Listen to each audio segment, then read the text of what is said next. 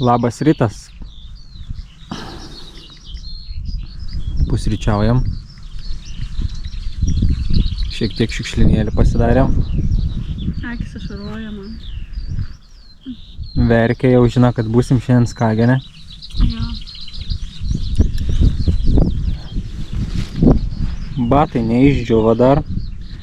Reiškia, šiandien eisiu taip. Palapinė džiūsta, kadangi gavom naktį lietaus ir gan stipraus. Dabar, kol saulutė šviečia, tai išsiskleidėm, kad išdžiūtinai visa. Va. Pradžiūs, lankstysimės ir keliausime. Šiandien turim pasiekti Skageną. Tai nežinom, kiek kilometrų gausis, eisim ar palei krantą, ar eisime kitais keliais.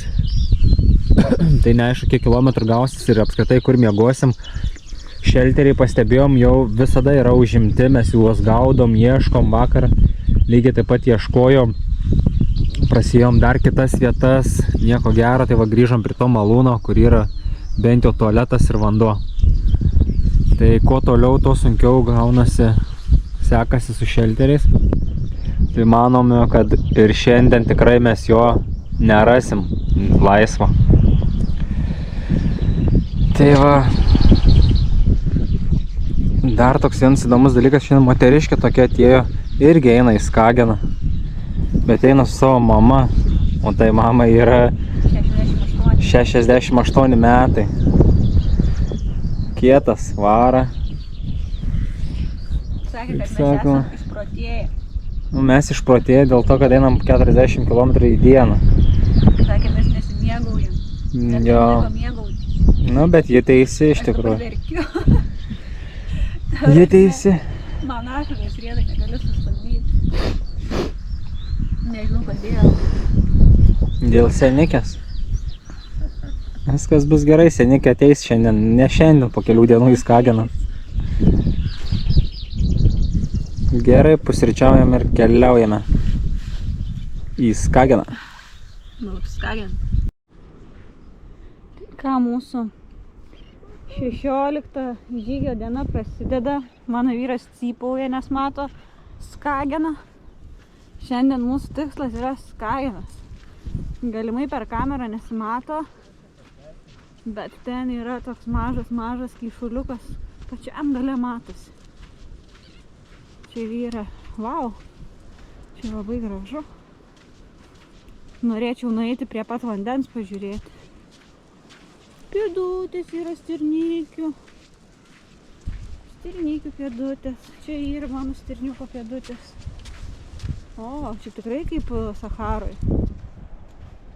Gerai sakė ta moteriškė. Mes pričiupsim pavasario vėją ir patikrinsim, kur jam sparnai dygsta.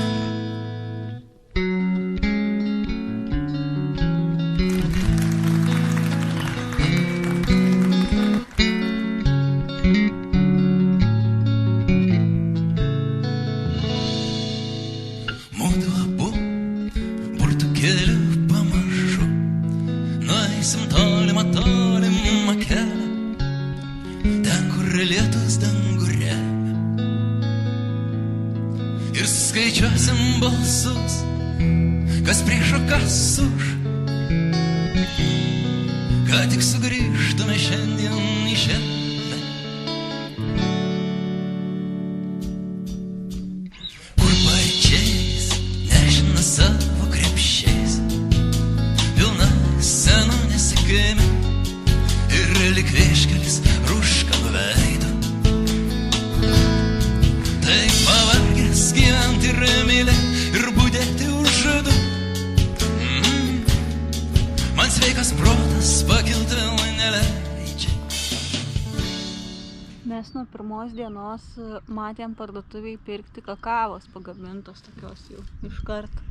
Ir aš jau nuo pirmos dienos norėjau paragauti, bet vis laikėmės, nebuvo progos kažkaip.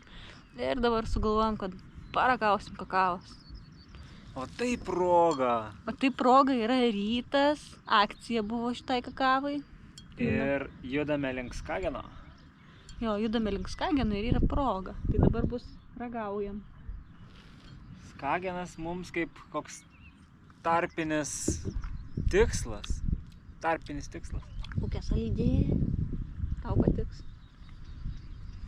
Okay. Hai. Hai.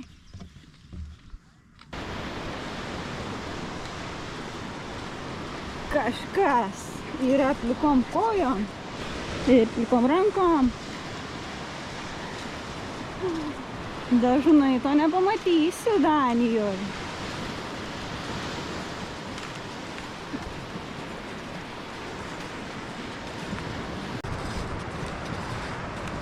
Turim 15 kilometrų nuėję. Saulė vis dar mus džiugina, bet jau už kokios valandėlės turėtų pradėti vėl lyti. Bet mes tikimės, kad nelis ir suklydo sinoptikai orų prognozes. Ir ką, einam į priekį toliau. Nesimato dabar Skageno. Turbūt yra už to kampo.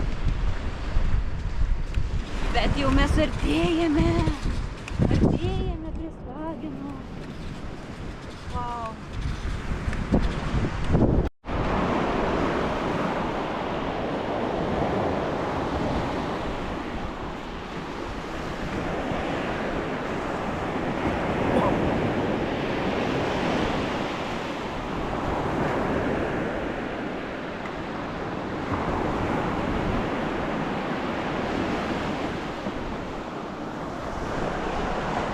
Kas vyksta? Tinkantis šaltis nuo pėdo.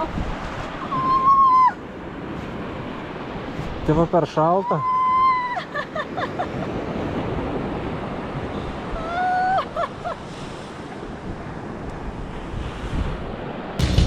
Mudu abu burtų keliu pamažu, viens paskui kitą vos spėjo.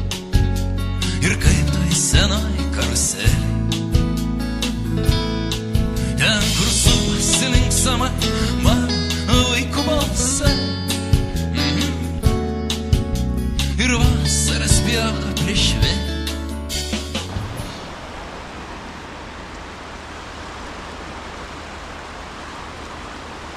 O čia sujungia dvi jūros. Kairiai pusėj Šiaurės jūra, dešiniai pusėj Baltijos jūra. Ir matosi, kaip jos viena į kitą banguoja.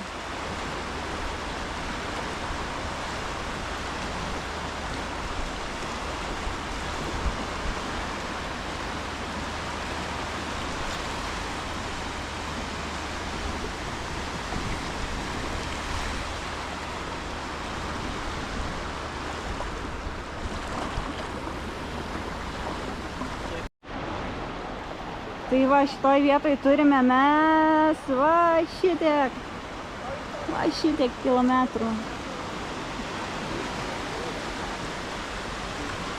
Kur susijungia jūros. Ar jūs laimingas? Labai. Ir aš laiminga.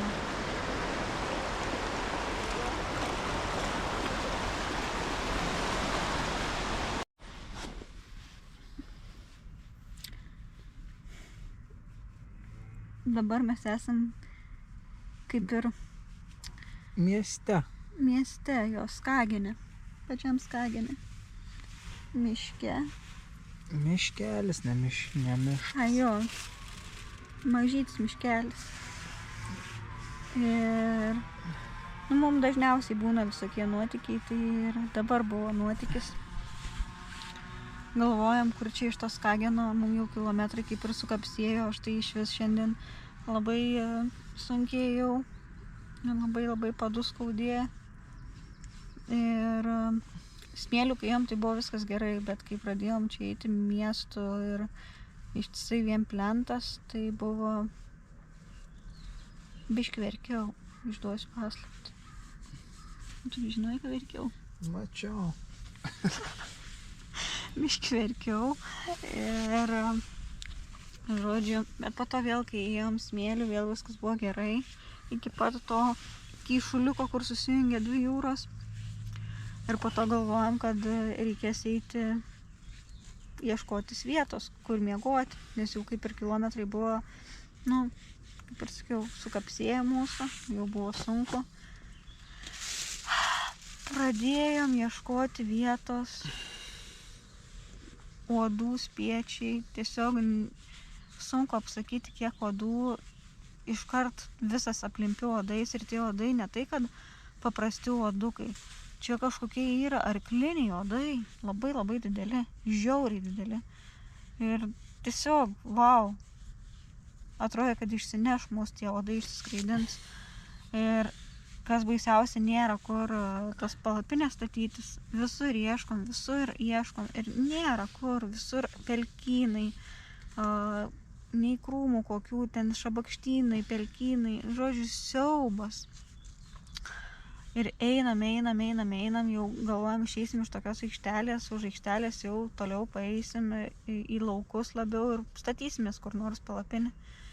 Ir ženklas didžiulis, su nuotraukom dviem dideliem. Angių nuotraukos, kad saugotis angių. O aš tai esu paniškai bijanti gyvačių. Bet mačiau, mano vyras biškai irgi išsigando ir jisai sako, ai gal sukamės ir einam į Skageną, į miestą. Pasižiūrėjom, kad yra kempingas kažkoksai, galvojam, į kempingą nuvarysim. Nuvarom, ten stovi aparatas toksai, savitarna. Ir kaip supratom, ten palapinių nebuvo galima statyti, ten tik tai kemperiam. Ką daryti? Biškiuką paėjom kelis metrus ir įlindom į miškelį. Ir turbūt geresnės vietos tikrai nebūtumėm radę. Labai gerai. Čia nei uodų nebuvo, tiek siaubingai daug nesilėsė mūsų. Jeigu policija nepagaus mūsų čia, tai reiškia labai gera vieta. Jo, reiškia labai pasisekė, nes biški ir samanų yra. Bet žodžiu, tos gyvatės biški išgazdino. Tikrai.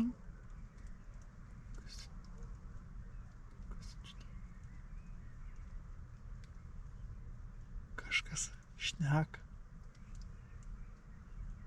Bet neišvarys gal. Jėzau, pamatys mano veidą, vargšis tikrai pasigailės.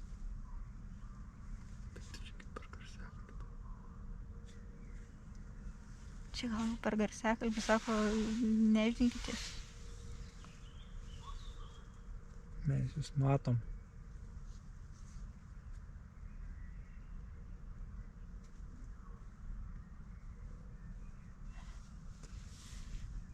Mes netiduosim taip lengvai tos vietos.